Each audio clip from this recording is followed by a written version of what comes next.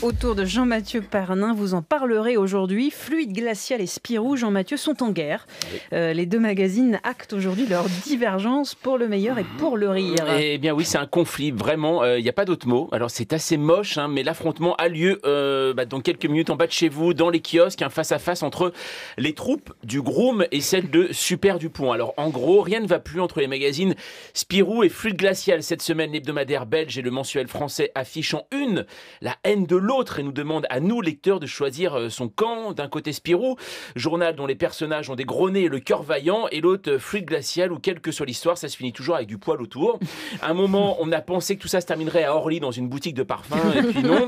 Alors, pourquoi cette haine féroce qui transforme notre esprit enfantin en bagarre de rue avec barre de fer intégrée? Eh bien, comme ça, en fait, tout a commencé par une plainte du rédacteur en chef de Fluide Glacial qui, dans un édito, regrettait le manque d'ambition de Spirou pour ses 80 ans au printemps dernier. Réponse des Belges: c'est bien, l'équipe de Fluide Glacial est enfin parvenue à être drôle au bout de 40 ans. Puis s'en est suivi des expéditions punitives de la part des auteurs dans chacune des publications, des unes maculées de matières suspectes. Bref, un tel foutoir, on pensait que Sofia Chikirou était dans le coin, et en fait non.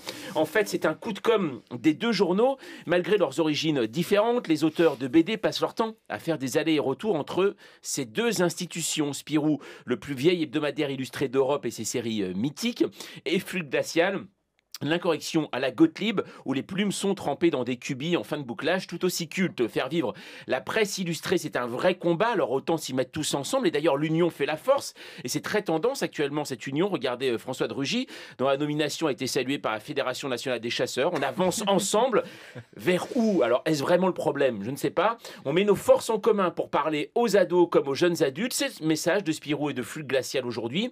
La presse papier, on le sait, continue son déclin. Alors, ce genre d'initiatives vont-elles se multiplier?